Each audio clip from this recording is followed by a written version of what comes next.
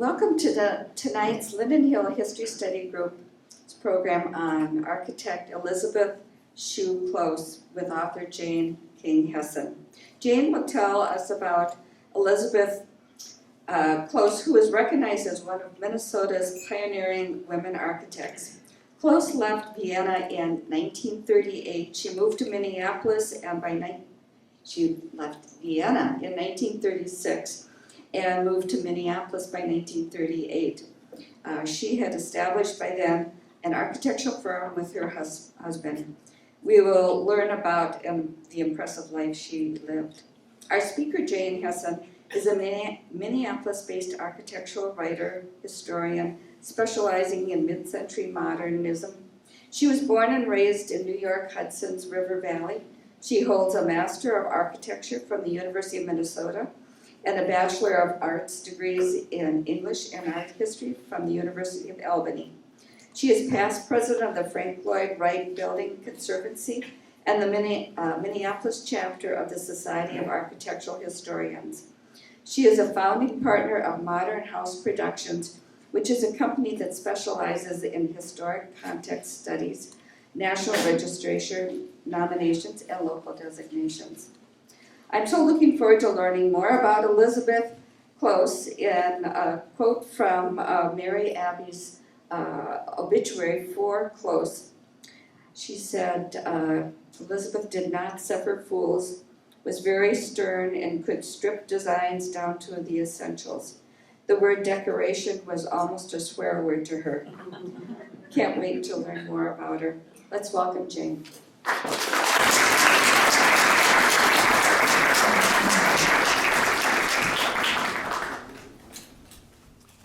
Thank you, Joellen. First of all, can you all hear me, and is that too loud? It's loud to me, so I'm reverberating. Is it better if I stand back a bit? Okay. And thank you to the Linden Hills History Study Group for inviting me, to Ruth, to August for making all this technology work, and for Joellen and everyone else who's involved. I cannot tell you how excited I am to be here tonight, because 2 years ago, right before the pandemic, literally days before everything shut down, my book came out on Elizabeth Close. And this is only the second opportunity, the first since the pandemic, that I've been able to speak on Liesl. So I am so grateful to be doing that. I also want to say I had no idea who was coming tonight, but it's a great crowd. And there are people here who were colleagues of Wynne and Liesl. Some highly respected architects are joining us tonight. There are people who live in Elizabeth Close houses. There are people who live across the street from Elizabeth Close houses. There are people who have sold Elizabeth Close houses. There is a person in this room who read the manuscript probably 12 or 14 times and took many of the beautiful photos in it. My husband, Bill Alexi, sitting over there. And also, one of Liesl's children is here tonight, Bob Close, who is a landscape architect, and his wife, Sydney Peltier. Would you please stand up, and perhaps if you have any questions for them later on, they might be willing to answer them. I'm sure Bob has some inside information that he might also be able to share with us. So, let's get started. Elizabeth Scheu Close was many things. She was the first modern architect in Minnesota. She was a pioneering woman architect. She ran a thriving practice for over 50 years. She was a mother of 3. She was a wife, and she was a cellist. I met her just about 22 years ago when I was asked by the Minnesota Historical Society to do an oral history on her. And we did this oral history in the house that she and Winston designed for their family in University Grove in 1953. So we sat there and talked for over the course of a year or so. And it became clear to me very quickly that Liesl was someone that, sorry, I'm having a little trouble with my, Anyway, over the course of a year and a half, it became clear to me that this was a very, very interesting story that not only merited documentation, but I should be able to have a... Okay. Not only did was her story one that needed to be documented, but I knew that a book needed to be written on this, and so that happened, and it was published by University of Minnesota Press. So I will begin tonight where Liesl always began, which was in Vienna. Whenever we talked, she said, "Did I tell you I grew up in a house in Vienna?" She was very proud of her Viennese upbringing, and she made it very clear that it was responsible for both the woman and the architect that she would become. Now, the photo that you see here is of Liesl sitting on a sled in her yard in Vienna, and standing next to her is her British-born nanny, Daisy O'Neill, whom Liesl called Brownie. And Brownie was the woman, really, who largely raised Liesl, and most importantly, taught her English in addition to her native German. And the fact that she knew English would be very important for Liesl when she immigrated to the United States in 1936. She was born into an extraordinary family. Her father's side of the family, the Scheus, were from Vienna. Her multi-talented grandfather, Joseph Scheu, was a composer, a choir master, a unionist, a founder of the Austrian Social Democratic Party, and he also composed that party's work song, which, as an aside, we all sang at Liesl's memorial service. As a labor organizer, he established the Viennese Musicians Union, which was the first in the city of Vienna to represent the interests of musicians. He also founded the first mixed choir, which allowed women to participate. He was arrested at least once for his outspoken political views. There was a deep vein of creativity that ran through the Scheu family. One of Joseph's brothers, Andreas, was a gilder. Another was a skilled wood carver or a xylographer. And both were also active in trade unions and social democratic politics. And both settled and agitated, respectively, in the United Kingdom and Switzerland. Liesl's father, Gustav Scheu, was a lawyer who maintained an active practice across the street from the Opera House on the Ringstrasse in the heart of the city of Vienna. He was also musically inclined, which is something that passed down through the family. He had a long-standing interest in housing and city planning, and before World War I, he traveled to England to meet British town planning visionary Ebenezer Howard and to study the Garden City principles that Howard professed. Now, his background prepared him for his role as a housing advisor to the city of Vienna, or Red Vienna, as the era of social democratic leadership between 1919 and 1934 was known. Scheu's job was to find ways to alleviate the housing crisis that gripped the city in the aftermath of World War I, and children were particularly hard hit. So in 1919, he involved his young daughter, Liesl, in the effort. He assigned her the task of reading a welcome poem in English to this august group of men who were representing the American Relief Administration's European Children's Fund. And they were bringing life-saving aid to the city, particularly to the children of Vienna. So she remembered being very nervous that day, and you can tell she's kind of clutching the back of her little white dress. And she also remembered that the poem started, "American men, American women."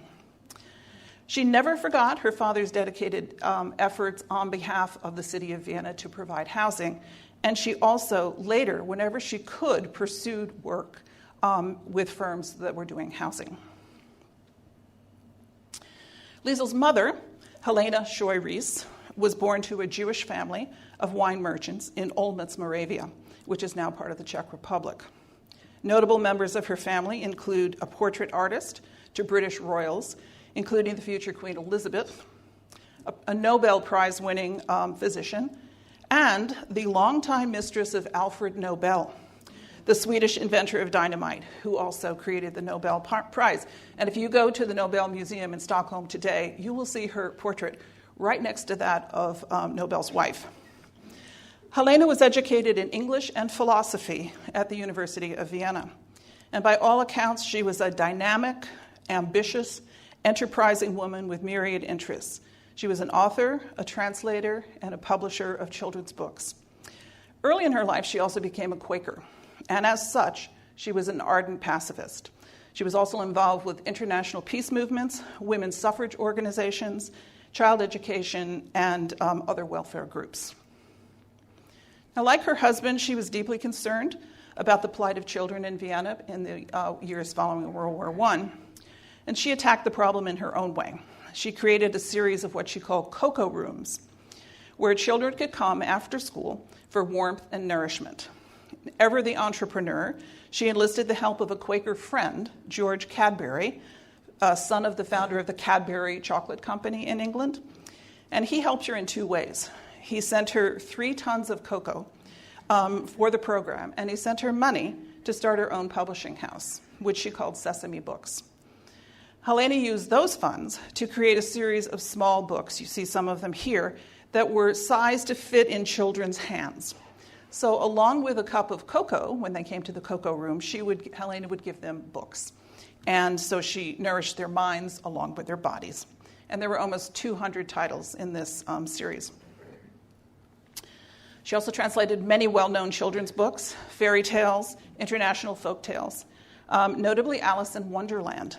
And for that book, she commissioned Viennese artist Uriel Birnbaum to create evocative watercolor plates. You see 2 of them here to illustrate the book. 11 of these 12 plates are now in the Curling collection of children's literature at the University of Minnesota. Liesel's older brother, Friedrich, or Friedel, studied law at the University of Vienna. For many years, he served as the Vienna-based correspondent for the London Daily Herald. As a lawyer, a socialist, and the editor of the Workers' Party, he was targeted by the Nazis for arrest. He later described his narrow escape from Austria in 1938 in the book, The Way into the Unknown, Austria's Changing Destiny. He settled in London, where he continued to work as a correspondent and author, and among his published work was the book Humor as a Weapon, Political Cabaret in the First Republic. In 1912, the year of Liesel's birth, the Scheus hired iconoclastic early modern architect Adolf Loos, who was a family friend, to design a villa for their family in Hietzing, which is a well-to-do, leafy suburb of Vienna, and it's populated by elegant villas in traditional styles, one of which you see here. However, Loos had something very different in mind for the Scheus, as they no doubt knew he would. The house he designed for the Scheus at 3 La Rochegasse was a shocking insertion into the neighborhood and something of a cause célèbre. The unadorned 3-story flat-roofed house had a stepped conformation that led to its derogatory nickname, the Giant's Staircase. But there is a reason for its shape. The roofs doubled as terraces, thereby allowing access to outdoor spaces from indoor rooms, which the family claimed was a very pleasant experience. However, the radical house was not embraced by neighbors, and according to Loos, his design was met with general disapproval. City officials thought the Scheus residence, which is reputed to be the first terraced house in Central Europe, would have been more suited to a warmer climate or a different city, such as Algiers, but not Vienna. One person even went to the city council to see if such a house was permitted by law. It was. However, according to Liesel, her mother had a very difficult time getting a building permit for the house and was able to do so only after she agreed to grow ivy up its exterior walls to soften its hard edges and obscure the balcony of the terraces somewhat. The house is still studied by architectural historians and students of architecture today, and it remains an important example of early modern residential design in Europe. In striking contrast to the stark exterior, the interior of the house is warm and welcoming. Loos used a lot of woods on the interior of the house, and he also created some intimately scaled spaces like this fireplace inglenook that you see here, which kind of broke up the mass of the big house. In her own career as an architect, Liesel often used wood finishes both inside and on the exterior of her houses, citing the experience of growing up in the Loos house as her inspiration. Not everyone disliked the house. In fact, many people came specifically because it was architecturally unique. It attracted visitors from around the world. The house became a salon of sorts, and many international visitors flocked there, as well as members of the Scheu's large circle of friends, avant-garde friends and colleagues from the spheres of art, politics, theater, literature, journalism, education, to name but a few. In a 1977 radio interview, Friedrich Scheu said of his childhood home that it was, he likened it to a house of encounters for the astonishing array of people who gathered there and for the interactions among them. These encounters are not a matter of conjecture, they are documented facts. They are all recorded in a leather-bound guest book given to the Scheus by Los on the day they moved into the house. Beginning in 1913, all visitors were urged to sign the book. And many of the signees were or would soon become important historic figures.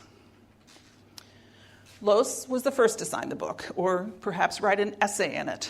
And the essay was titled The Sick Ears of Beethoven.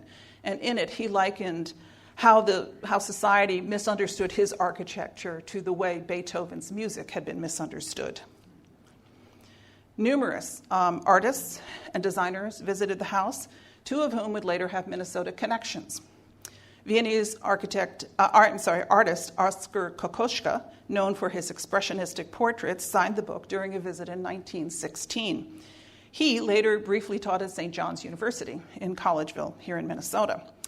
And I just learned the other day he expressed an interest in buying the Scheu house in Vienna when Helena died, but for some reason that did not happen. In 1931, when Tanya Maseyevich visited the house, she was a 17-year-old British aspiring costume designer. After designing for the Old Vic and Abbey Theatre in the UK, she became lead scenic and costume designer at the Guthrie Theatre in Minneapolis in the early 1960s, where she staged many memorable productions, including The House of Atreus. Many writers came to the house, including Pulitzer Prize-winning playwright Thornton Wilder, author of Our Town and The Bridge on San Luis Rey, screenwriter Anita Luce, no relation to Adolf Loos, the author of Gentlemen Prefer Blondes, and she was also Hollywood's first female staff screenwriter. Author and war correspondent John Gunther was a close friend of the Scheus, and he frequently stayed with them while he was researching his well-known book, Inside Europe. American expatriate and poet Ezra Pound, who was living in Italy at the time, visited the house in 1928, and he added a whimsical self-portrait to his signature, as you can see here, which is a darn good one, I think. Not surprisingly, a lot of children's authors came to the house, including Hugh Lofting, who was the British author of the Dr. Dolittle series of books. And poignantly, for me, German author Josefa Metz. At the time of her visit in 1916, no one could have foreseen the rising tide of anti-Semitism and Nazi aggression that would overtake Europe in the 1930s and result in the death of millions of Jews, including Metz, who died in Theresienstadt concentration camp in 1943. Luminaries from the theater world were French cabaret singer Yvette Guibert, who was immortalized by artist Toulouse-Lautrec in a series of posters and paintings. Hungarian-American composer George Zell, who would go on to become the conductor of the Cleveland Orchestra in 1946, and German-American actress Louise Reiner, who would win back-to-back Academy Awards in the late 1930s.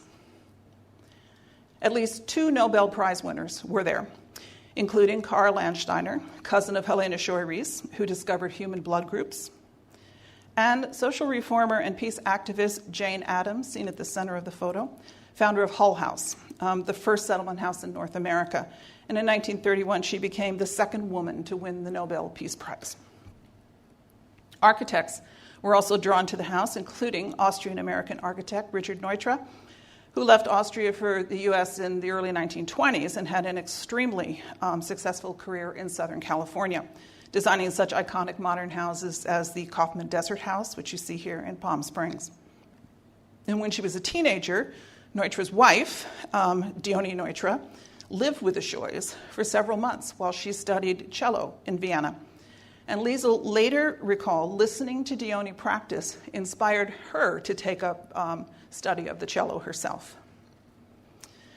Now, I mentioned all of these names not to name drop, but to make 3 important points. First, through visitors to the house, Liesl was exposed to an international array of accomplished people. And as a result, she grew up with an expanded worldview. And this would prove very important, if not life-saving for her in the near future. Secondly, although at the time many Viennese women were not encouraged or even permitted to pursue a university education or a career, Liesel's early exposure to successful professional women convinced her that it was indeed an achievable goal for her. Lastly, from an early age, she understood that architecture was an important subject because people were drawn to her home specifically because of its radical architecture and because many heated discussions about architecture occurred within its walls. For all of these reasons, she resolved to become an architect, not just an architect, a modern architect. The fact that she did not know of a single female architect at the time did not deter her in the least. She began her architectural education at the Technische Hochschule that you see here. She was one of few women in her class. But she found conditions there to be intolerable, as the school was unsympathetic to women and didn't provide basic services like restrooms. And also there were no women on the faculty. Worse still, intermittent political disruptions made attending class very difficult and the atmosphere hostile.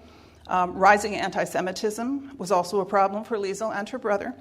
And although they did not consider themselves to be Jewish, it was a dangerous point to debate in Austria in the 1930s. The solution to her problem came from a visitor to the Scheu house, philanthropist and Boston department store owner Edward Filene. He suggested Liesel leave Vienna and continue her education at MIT. He offered to underwrite a portion of her tuition and to sign a U.S. government affidavit of support, stating that he would be responsible for her while she was in the U.S. And this also paved her way to achieving U.S. citizenship. In the summer of 1932, she sailed for New York, and you see her, she's in the striped shirt on some boat in the middle of the Atlantic Ocean having a great time. She was 20 years old and would never live in Vienna again. She thrived at MIT, and by 1935, she earned both her bachelor's and master's degrees there. In graduate school, where she was the only woman in her class, she met Minnesota-born Winston Close, who had earned his undergraduate degree at the University of Minnesota. And they would be professional and personal partners for 60 years. Now, Liesel's coming of age as an architect in America coincided with the Great Depression, the worst economic downturn in history. And finding work as an architect was difficult and money was very tight. And although jobs were tough to find, Liesel was not willing to take any job. She narrowed her already limited options by restricting her search only to firms doing modern design or public housing. And although she possessed a master's degree from MIT, she soon discovered that she faced additional obstacles simply because she was a woman. She applied to 3 firms for work.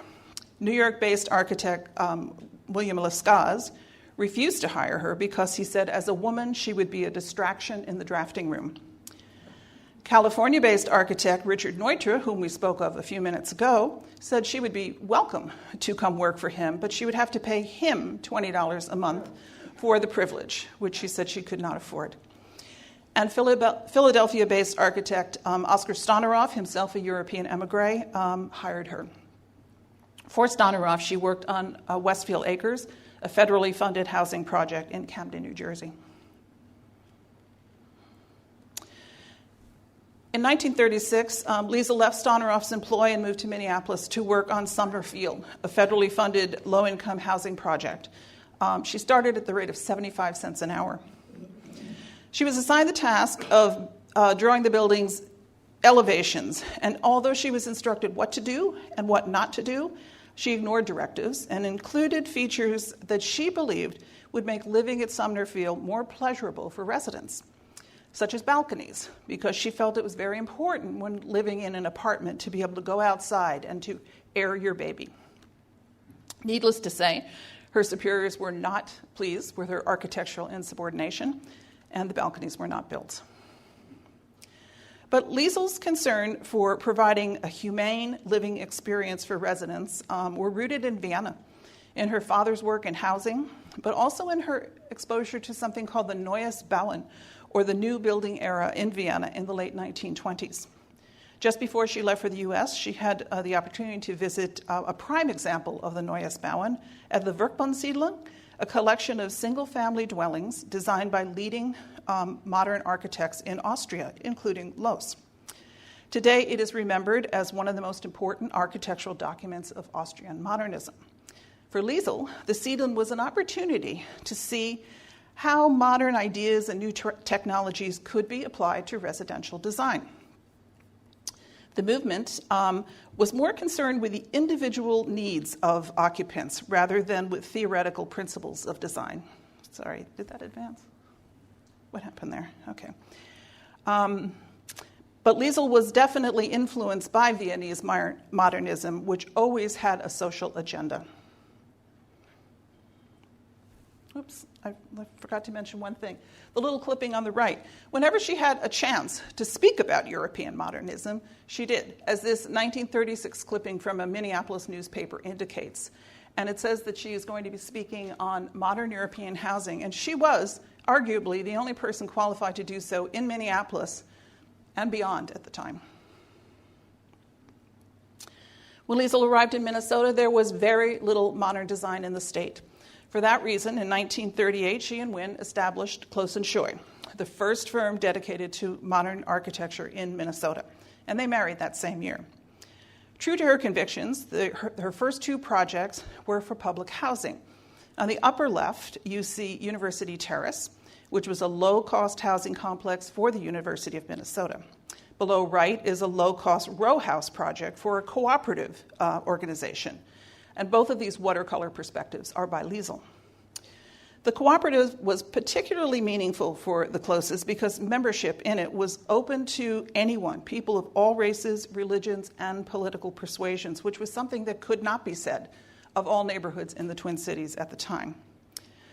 Neither was built, in part because of the radical flat roof design, which was a very tough sell in Minnesota in the 1930s. But other people raised objections to the cooperative nature of the project, fearing it smacked of socialism or worse.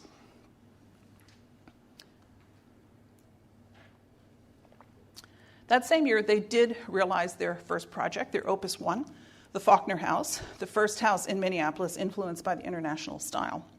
It stands on Bedford Street in Prospect Park, a neighborhood in Minneapolis, and it stands across the street from another significant modern house, the 1932 Willey House by Frank Lloyd Wright. 3 bachelor professors from the University of Minnesota who specialized in art and music commissioned the house, and significantly, they were committed to modern ideas and wanted a modern house. The house consisted of simple volumes and flat roofs, and the Closes chose materials that would fit the very simple character of the house, including horizontal redwood and resin-bonded plywood. Interior finishes for the house, which was a 2-story, 3-bedroom house, included exposed brick, gumwood veneer, and homosote, which is a tough wallboard, pressed wallboard material that was more commonly used for commercial purposes at the time, for things like chicken coops or lining the interior of railroad cars, rather than for residential purposes. But the Closes liked its durability and its modular possibilities, so they used it. Just as the Scheu house had been a shocking presence in its Viennese neighborhood, the Faulkner house took some getting used to for some people. The Minnesota Daily, a University of Minnesota publication, went so far as to suggest that the radical new house induced a cardiac arrest in an unsuspecting passerby. At the very least, the house initiated debate in the Twin Cities about the suitability or lack thereof of modern design for residences. The house also led to a string of residential commissions for the Closes from University of Minnesota faculty members. Frugality and ingenuity characterize another Depression-era project, Skywater, a weekend retreat for Joseph Beach, who was then the head of the English department at the University of Minnesota. The cabin stands on a steep bluff above the St. Croix River near Osceola, Wisconsin. The budget for the cabin was $1,200, roughly $22,000 in today's money. And the Closes recessed the cabin into the sloping site. This allowed for them to earth shelter the house on 3 sides and to cover it with a sod roof. An expanse of glass on the remaining side allowed light and solar gain in living spaces. Of necessity, the Closes got creative with building materials. Local stone and plywood were used for interior walls and inexpensive hollow tile for the flooring. A trash can, which you can't see here but is just off to the left of the left-hand photo, was recessed in the earthen wall, and this became a refrigerator because there was no electricity here. An extra $50 was thrown in for furniture and other necessities. As such, Wynne and Liesel devised an ingenious plan in which one table and one chair could be produced from one single sheet of fir plywood. Roping strung across the back of the frame created its back. The Closes purchased Skywater from the Beach family in 1983, and it remains in the Close family today. In 1940, the firm designed its first non-residential project, the Interstate Clinic in Red Wing, Minnesota. It was a fusion of functional design, state-of-the-art medical technology, and world-class art. The doctors who commissioned it knew about the modernity of the Faulkner House. They admired that house, so they hired the Closes to do the clinic. The building here, handsomely photographed by the Chicago photography firm of Hedrick Blessing, consisted of simple geometric volumes sheathed in glazed white tiles. Internationally renowned artist and Red Wing resident, Charles Biederman, created the large-scale abstract reliefs for the clinic, including this one that you see in the waiting room. As Liesel later explained, the installations baffled a lot of the waiting patients, and some wondered if the artwork was in fact an eye chart or something, she said. Unfortunately, in the late 1960s, the expanded and renamed Interstate Medical Clinic outgrew the Close design building, and it was demolished in 1985. Much change for the Closes during World War II. Because the home building and construction industries ground to a halt, the Closes suspended their practice for 3 years. While Wynne served in the U.S. Naval Reserve, Liesel went to work for the Page & Hill Company of Minnesota. Page & Hill got its start as a producer of factory-made log houses, but during the war shifted to a different kind of prefabricated housing, the kind the federal government was willing to buy to house the thousands of war industry workers across the country. While Page & Hill had expertise in prefabrication, it lacked the design savvy to produce the more contemporary kind of housing that the government sought. At a War Production Board meeting in Washington, D.C., the company was advised of a young, MIT-educated Austrian architect who had done her undergraduate thesis on a factory for prefabricated housing. As luck would have it, she lived in Minnesota. The design and production of prefab housing involves many complexities that differ from that of conventional construction. First, each house had to be designed to pack and ship in a single truckload and be shipped, then driven to a waiting foundation on site. The company also aimed for the maximum amount of shop fabrication possible, meaning Liesel was charged with designing exterior wall systems in which windows, doors, hardware, siding, and finishes were applied in the main factory in Shakopee, Minnesota. And you can see those wall sections in the photo on the lower left. As time was money, the process had to be as seamless and as rapid as possible. The company's best time from model sale to owner move-in was 27 days. Now, Liesel excelled at such practical problem solving, and she produced scores of 2, 3, and 4 bedroom models for the company over a 20-year period. In all, roughly 10,000 houses were produced from her designs, and they were shipped to a 15-state area where in the baby boom years, they rapidly and affordably populated burgeoning suburbs. They also had another application.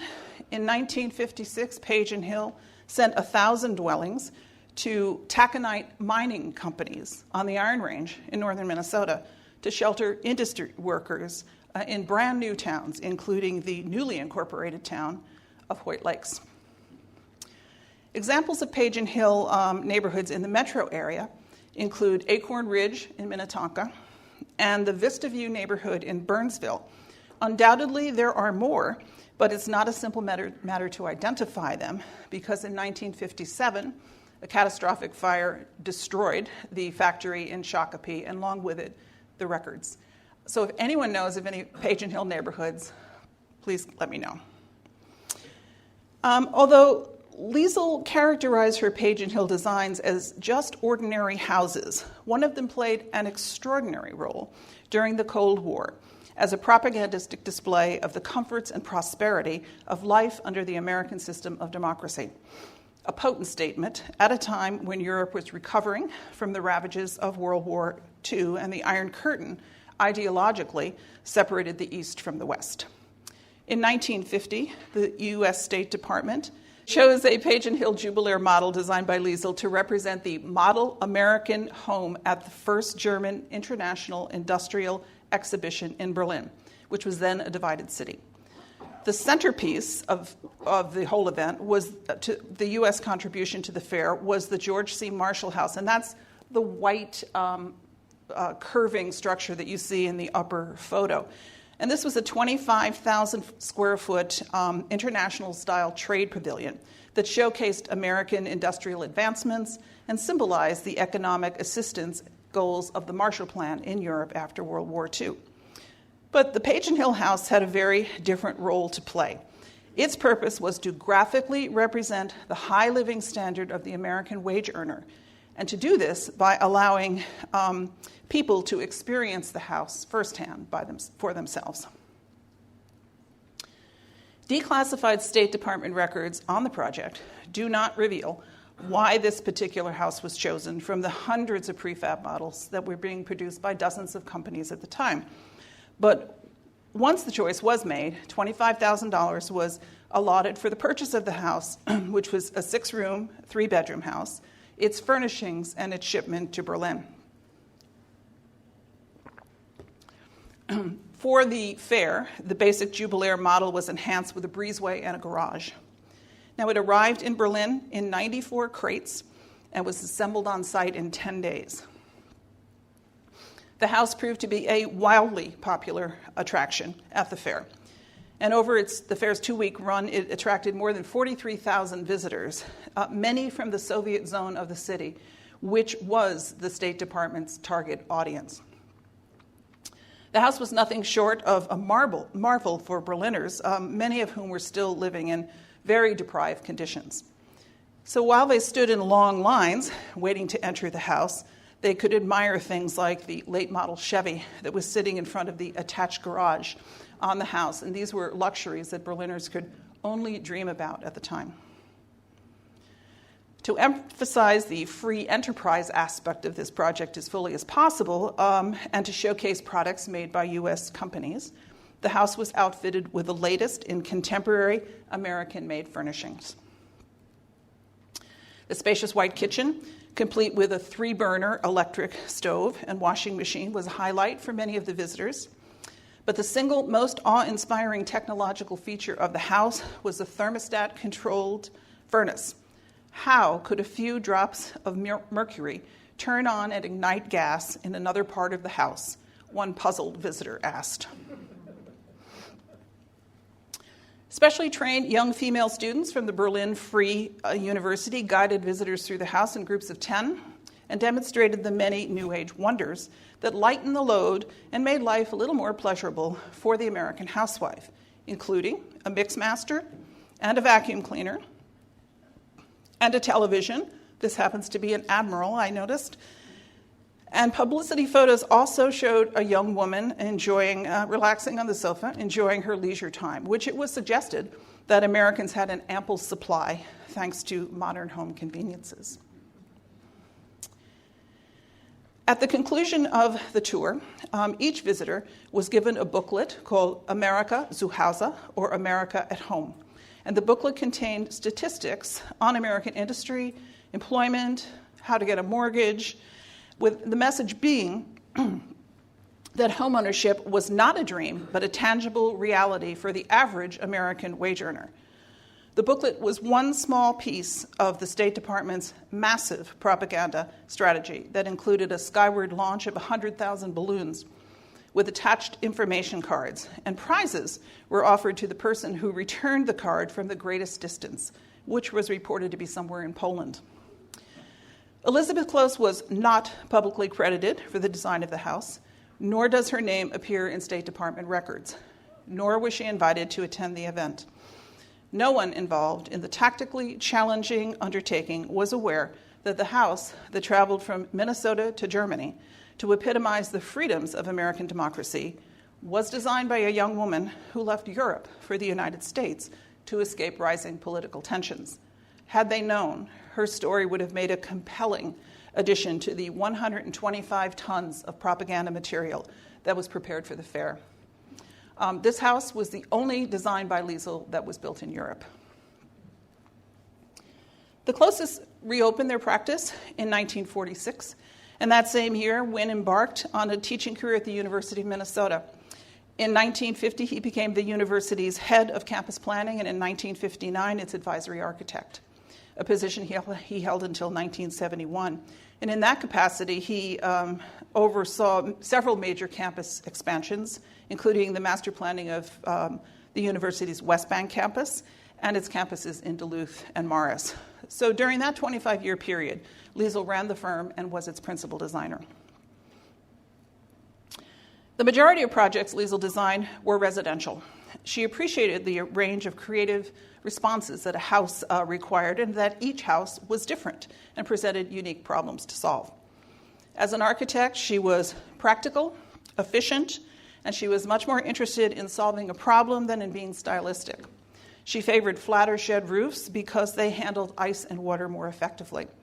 She selected durable, low-maintenance materials that would serve the homeowner well in the long run. In Liesl's view, traditional homes were full of design errors from the start, meaning they included architectural elements that fostered problems such as gutters that trapped leaves, or shingles that loosened over time, or decorative trim that required costly upkeep.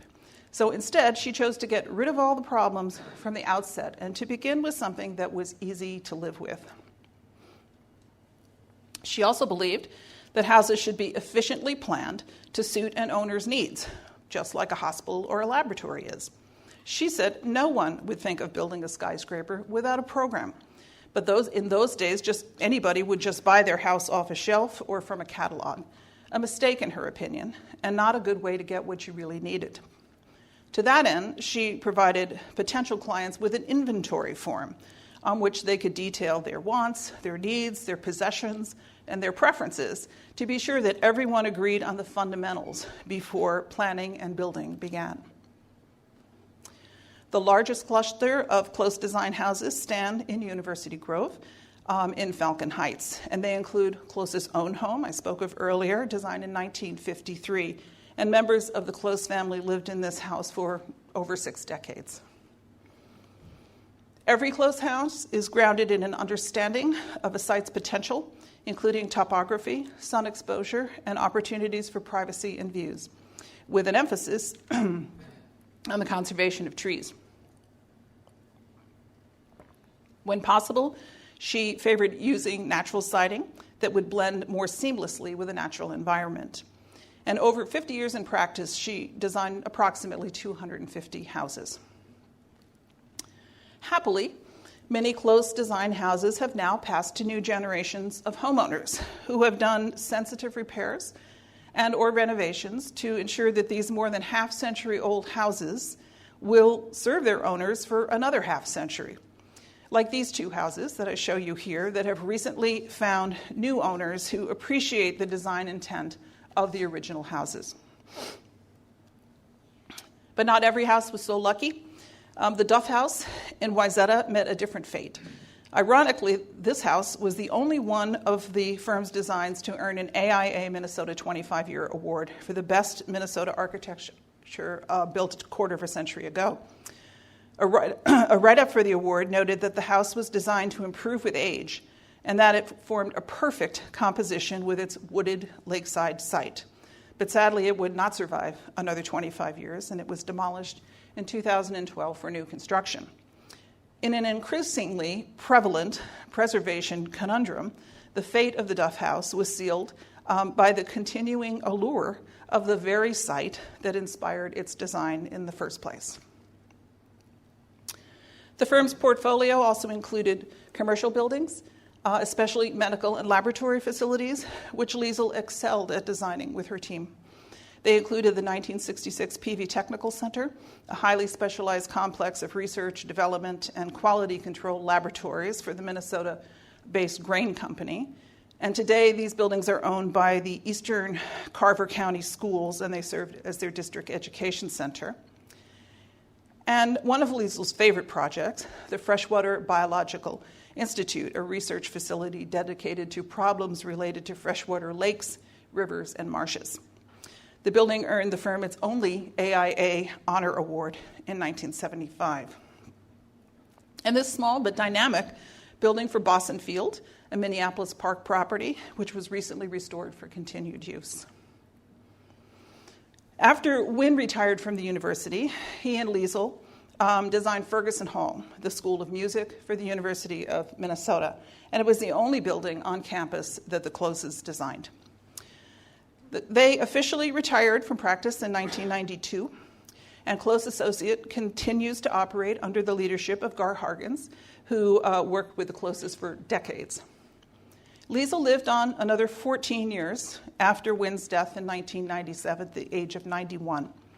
At the end of her life, she garnered Lifetime Achievement Awards, many of them. In 2002, she became the first woman to receive an AIA Minnesota's Gold Medal.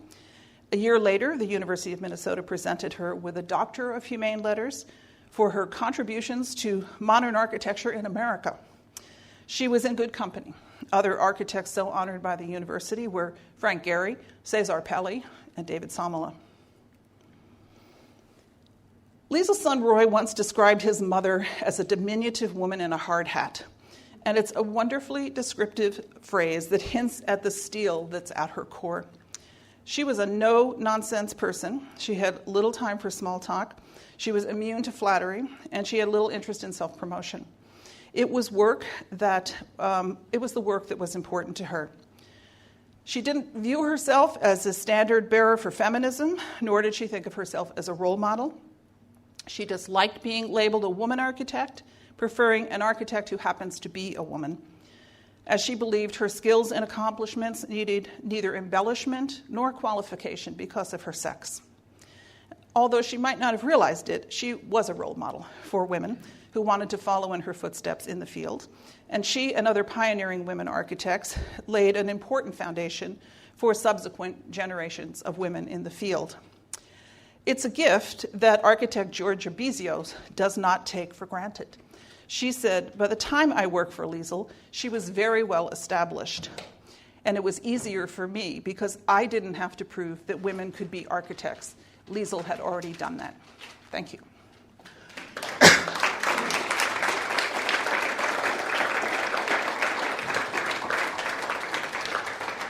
I'm happy to take questions. Do you want me here or somewhere else? That's good right Okay. there. Questions? Jane, in the interior and exterior pictures of the Lose house that she grew up in, the upper parts of all the windows have very, very small panes of glass. Yep. Do you know what kind of glass is in those panes? I don't know what the panes of glass are. I can tell you they're immovable, and I can tell you that there are a lot of them, but I don't know what they are. Sorry. Questions? Y'all know the answers? Was very comprehensive. Very interesting. Yes? Did she come across Ralph Rapson and Don Wetzler? I was thinking of Don Wetzler. He did prefab in Palm Springs. Yeah. She kind of came up through a different path in some ways. I mean, she was here before Ralph Rapson. I think she was older than Wexler as well. I'm not quite sure of his age. But she didn't teach at the University of Minnesota, which was sort of where a lot of the leading architects of the time congregated. She didn't teach there. No woman did until I believe the 1960s. Somebody can correct me if I'm wrong about that. So she really, her path, I mean, she knew them, or she knew Ralph, but their paths did not cross as much as one might have expected.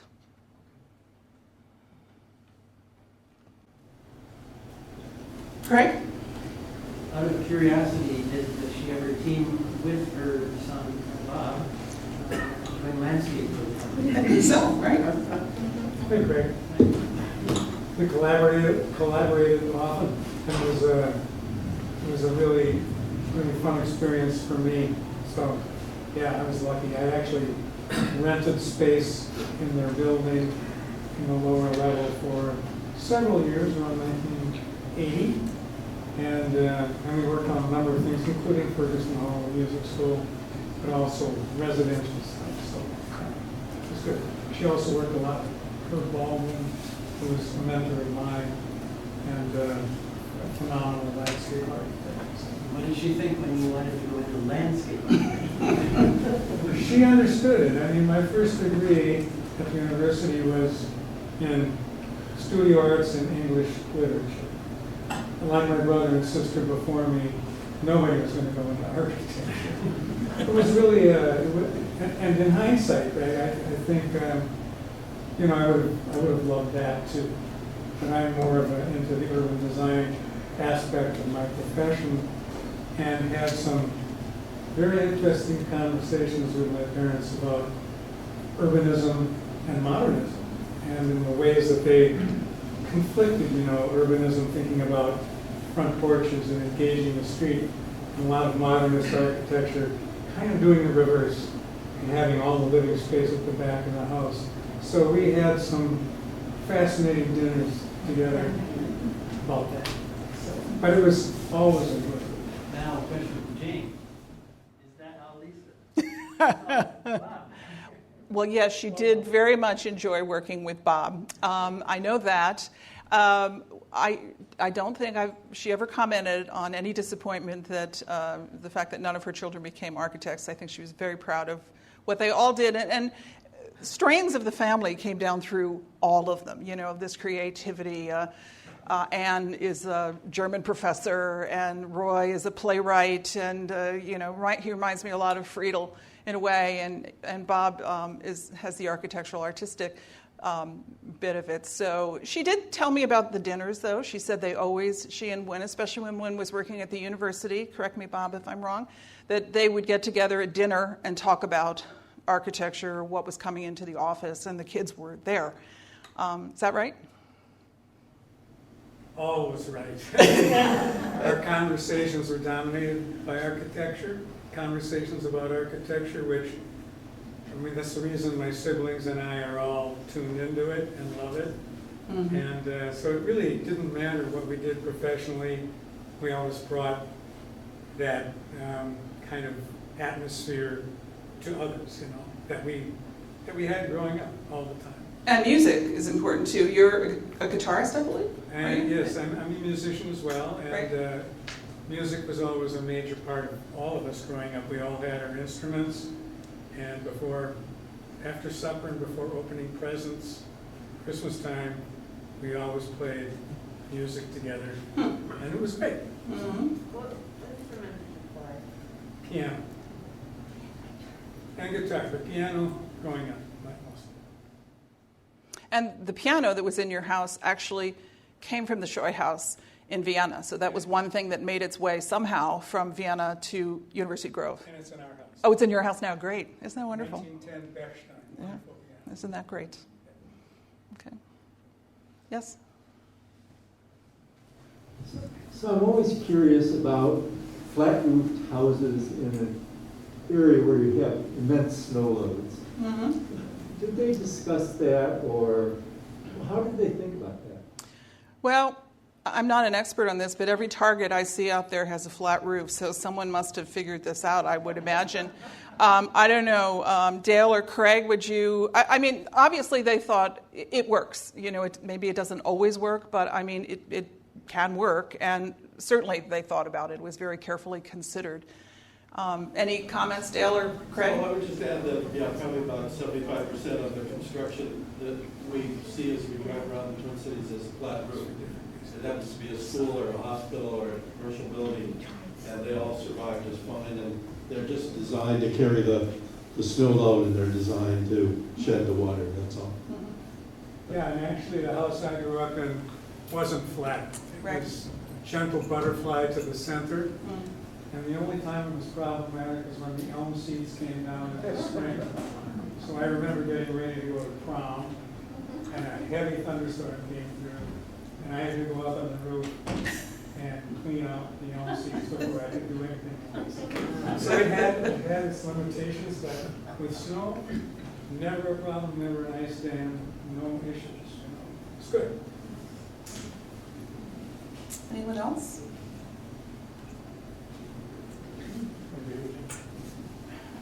Is it Zach? Yeah, okay.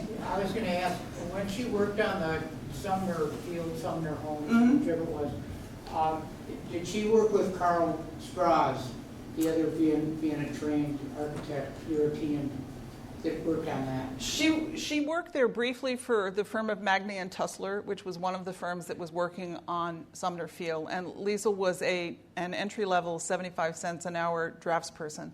So I did not hear her mention that name. It didn't come up. I suspect she had very little interaction with the people who were actually making the decisions and designing at the time.